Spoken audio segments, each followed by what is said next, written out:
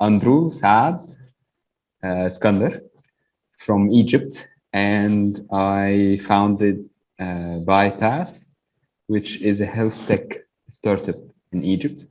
Uh, we do this digital health information exchange and building Egypt's first infrastructure platform for this purpose on.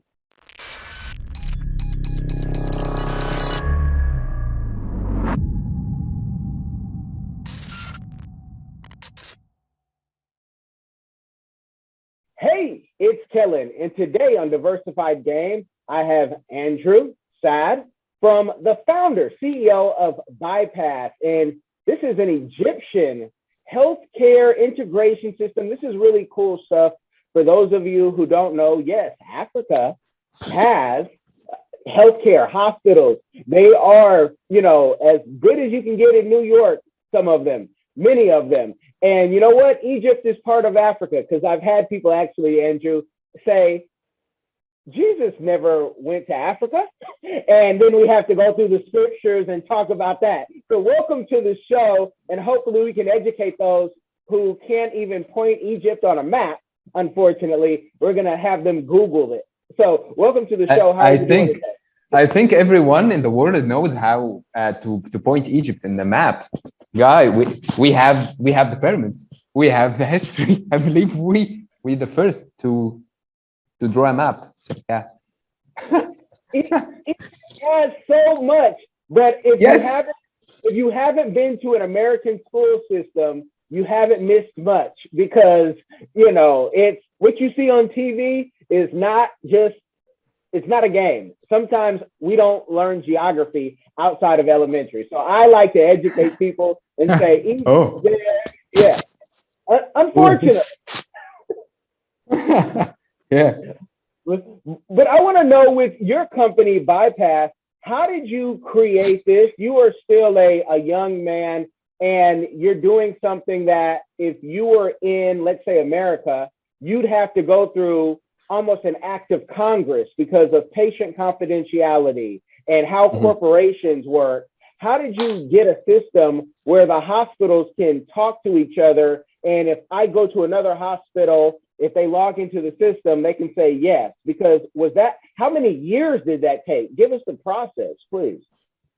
Cool. So just to have this perspective, in the States, the guys who are controlling the healthcare systems is not really the guys in the Congress, but guys in the insurance companies, because they dictate how the healthcare goes, and they usually lock patients' information in some systems.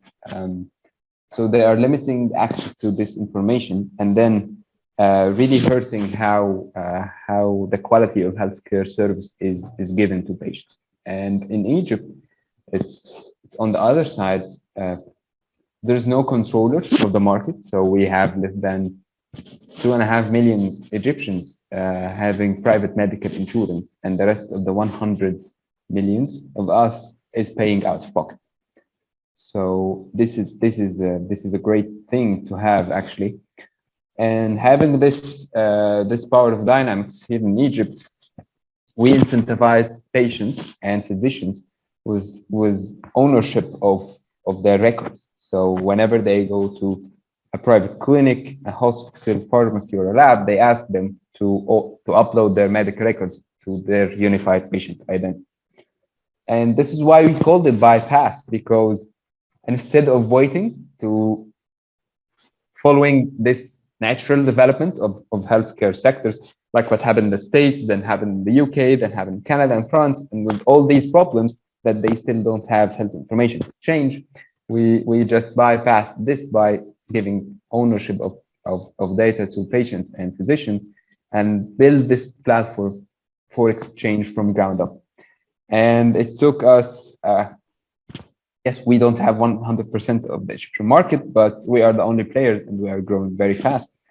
And from the idea of a medical student in his third year to an existing company serving thousands of Egyptians, took me like 4 years and a half.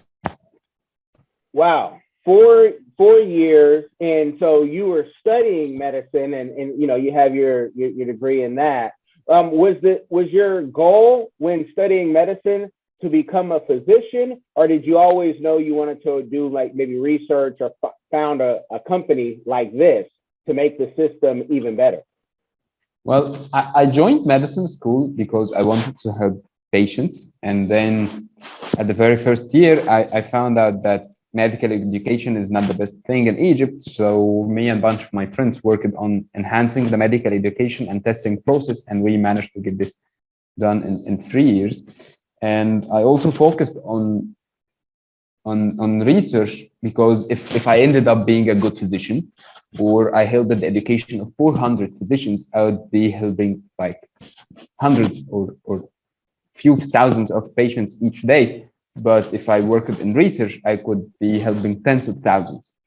And by the end of the third year, I found out that it's not just the medical research, but also the tools and availability of patients' information in real time that also affects greatly the quality of healthcare. So I think of myself as a bit greedy.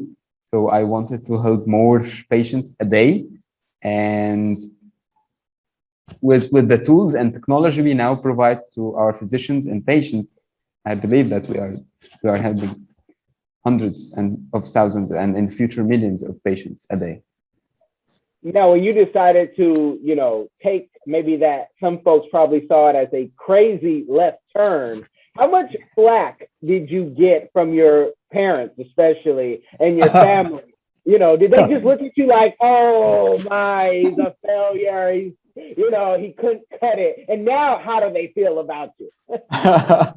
Well, my parents actually, that each one of us is privileged somehow to have this internet connection and this computer so we can have this meeting thousands of miles away. And I believe that being privileged with my parents and the environment and the acceptance they gave me through the years is a big part of why I'm doing what I'm doing. Maybe yeah, I have received some resistance from my family because, dude, you are leaving medicine school, you're leaving a bright future ahead of you, a pretty known bright future with known steps that have been taken by thousands of your colleagues and people who have been to medicine school before you. But I've also received the big support from my parents. Yeah.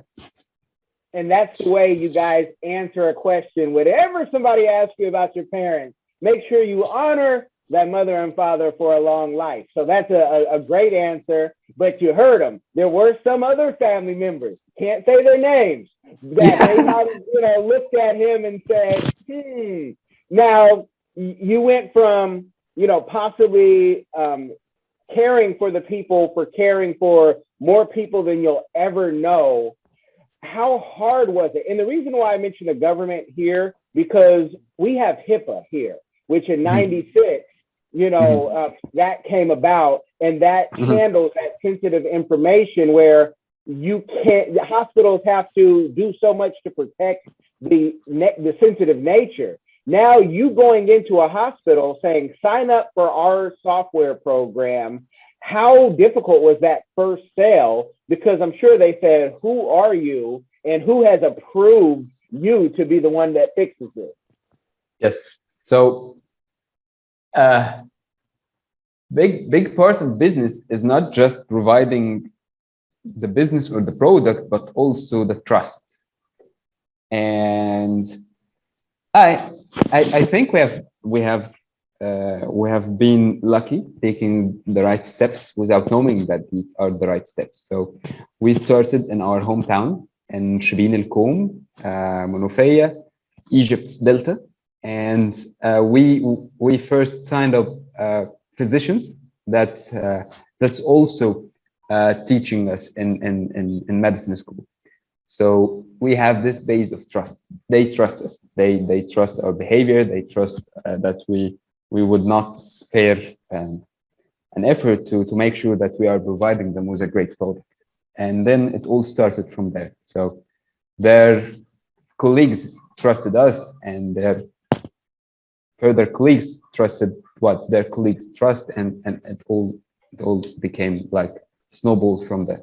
And how did you gain that trust? Because I know Egypt has the Arab Socialist Union, and it's not like America where everything is about a dollar. Some people go to medicine only for the money here. Not everybody, because it's a lot of work, right? But there's many people who look at that big payout. Whereas in Egypt, it's not like that. You're not going to make $800,000 as your typical radiologist or surgeon. That's not going to happen. So how did you get that trust? Did you have to get certified? Did you have to get tested? Did you have to get a politician to approve you and say, this are the people, give them a try? No, actually, we got it from a different perspective. We just made them try our products, and then let their patients also gave physicians a feedback on the physician side of the product, getting more discounts, getting their e-prescription dispensed at time, and getting all these feedback, and then the product and service actually gave and provided this trust forward. And this is one of the differences between capitalism and socialism. Bless you. Because you laugh when you see on the CNNs and the news, like, how can these people not believe the Dr. Fauci, the same doctor that they will run to when they get sick? Like, what do you think about when you see like how medicine is run? I'm going to say in America versus Egypt, because that would be such a difficult thing to do. We literally have to get an act of Congress or some private hospitals to like lobby on our behalf for everyone to be able to share the information. And I know somebody will say, well, if you just sign off and give the permission, but just to get it started, you make it seem so easy. So it's almost like you could write a book saying, this is how you do medicine right. What are your thoughts between Egypt and the way you see it run in the West in healthcare? You should always ask about the why. Why are people so concerned about not allowing for health information? Why there are some regulations that are keeping on information on premises, not allowing for free exchange of information? And are they really helping the patient? Because if a patient got sick in another place, they would be endangered of if they don't have their health records.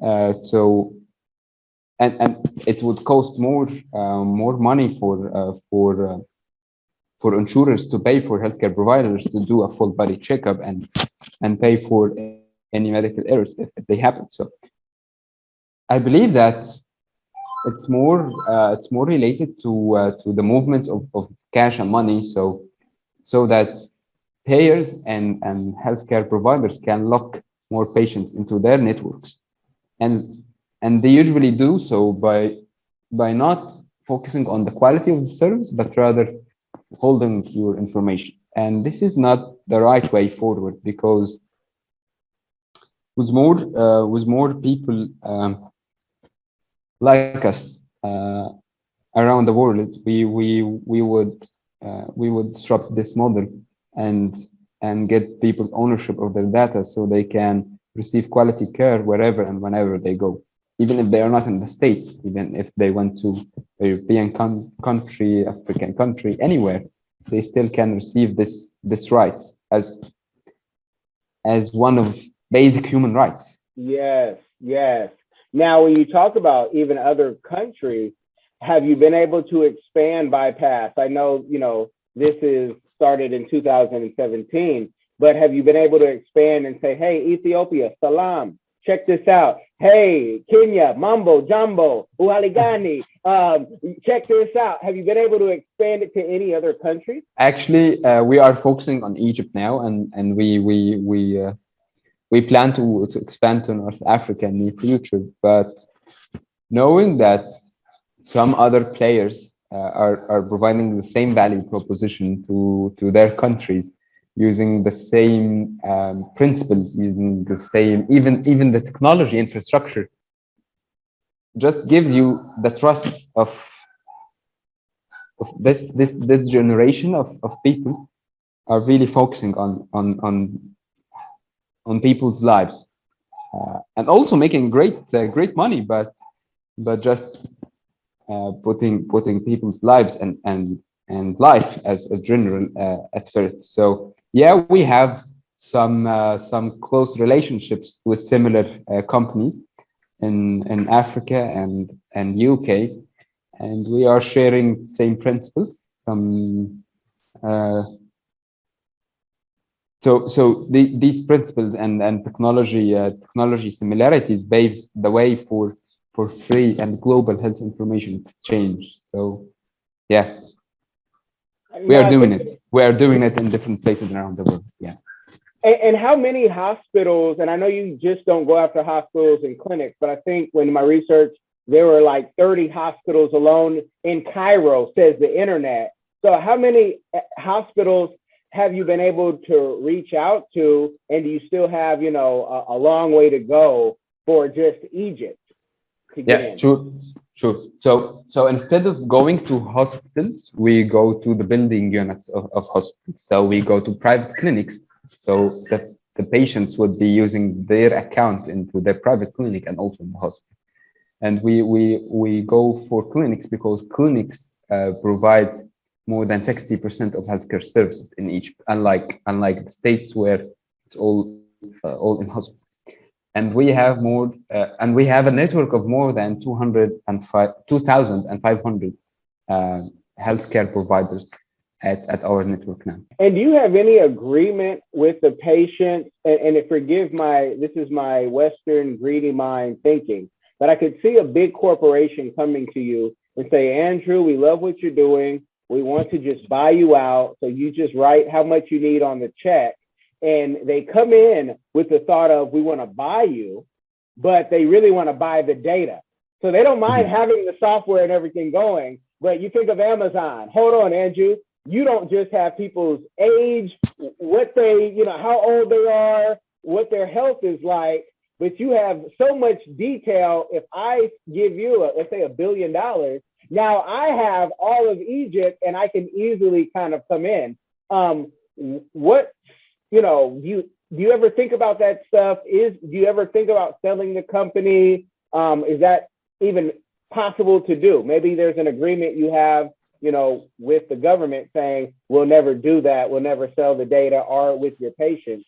But yeah, please let us know. So in order to get this done right, we have chosen just to de-identify the data we have. So it's not available for us to know which source of data is related to which account. So we have de-identified the data just to avoid any tempting offers in the future. Wow, you guys, this man is going for sainthood.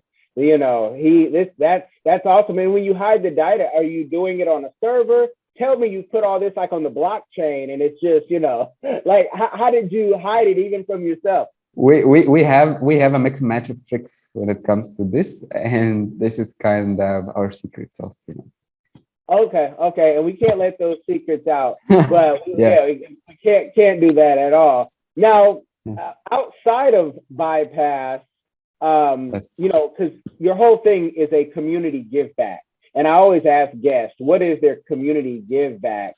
So, can you tell me a community give back that you're doing outside of bypass, or maybe you haven't spoke about it yet, or something that you want to do in the future? I believe that one of major areas that health tech can be beneficiary is to provide marginalized segments with a unified patient identity, and we are working on it very closely with the government to provide some marginalized communities and segments with health tags, so they can make benefit of what we do. Okay, and with having, bypass, and you're going to have success, this is just going to grow, where I believe countries are going to come to you, because touring around Africa, I see that what you're doing, there's some places that really need this. I don't want to call any countries out, because we like to do business and be friendly and put a positive light. But do you see yourself going into other software and tech businesses? Maybe you have something else you're planning on building. You just give me this serial entrepreneur vibe. If Bill Gates meets, Jeff Bezos, and do you have other businesses that you plan on doing as well? For the current time, no, I'm not doing any side business. I'm focusing fully on bypass, and I believe in the future, it's not about adding another business vertical, but to focus on getting this business into the hands of millions of African citizens. Okay. And will do you see bypass at all? You're handling the patient's records and their information, but also I know there's companies that are, especially during COVID, that said our patients need medication and we need to get it to them. And it's almost who's better to get it to them than you, because you are already dealing with them. Is that something that you can see in the future? No, actually, I believe that for health tech to stay neutral when it comes to healthcare information exchange, we have to stay away from consumer-facing solutions. So we have to stay away from drug delivery, telemedicine, and booking. And this is for our patients, so they can use their identity into other apps and not being limited by what we do. Okay, that's an interesting. You're definitely not a greedy person, and that's a good thing. That's a good thing. Or maybe too greedy to fall for just short gains. You never know. Yeah, I mean, you never know, right? But I would think like what you're doing would be perfect, I would think, for telemedicine, because telemedicine would open it for more people who have to work every day, and they don't have time to run to the hospital and to say, well, you already have, I'm already in this system. I trust this system. And yeah, please help me out. But that's interesting. Any plans on writing a book on all this information and what you've done and how you've done it? Me writing a book. Yes. Okay. Maybe I don't know. I just have these small writings of mine, but writing a book, I don't know. Maybe if I focus more on getting bypass bigger, we can get a better writer to write this book. Okay, yeah, so it's okay to have a help, whether it's a ghostwriter or an editor, and the book is not for vanity. The book is for you to express yourself, but really it's for us to read what it took to get here, because you make it seem it was very straightforward, but I know it wasn't. It was never this straightforward. Yes. Yeah. But when you're doing the work, you're just doing the work. So you can't really see the hurdles. You just jump the hurdles like a track star. But, to even get here, I think that's amazing. And I think that when I share this with other people who have leadership positions in their countries nearby, they're going to say, wow, okay, we didn't think about that. What do you think about leadership on the continent? To me, and I tell my father-in-law this, who's an elder, I say, can all your friends please retire and let the young blood get in and show you what, not just the blockchain and crypto, but even how TikTok works? What are your thoughts on, the future of just the continent's leadership once the elders die, which many of them want to die in office, or retire? Okay, so I remember this talk of Steve Jobs. He once said for the youth to stay hungry, to stay want more, and never accept the status quo. And I'm really grateful for the elders because they got us into this stage with all its privileges and problems, and now we build a bond. So yeah, we might think of the elders that they are lagging behind, but once they were the youth who pushed to where humanity is now. So the elders now, uh, the one we criticize in the continent, are the ones who have been through a lot of wars in Africa, and now we have less wars because of them. We have less problems because of them. Yeah, some of them might be uh, in power because of a coup. Some of them might be in power and just having money that doesn't belong to them.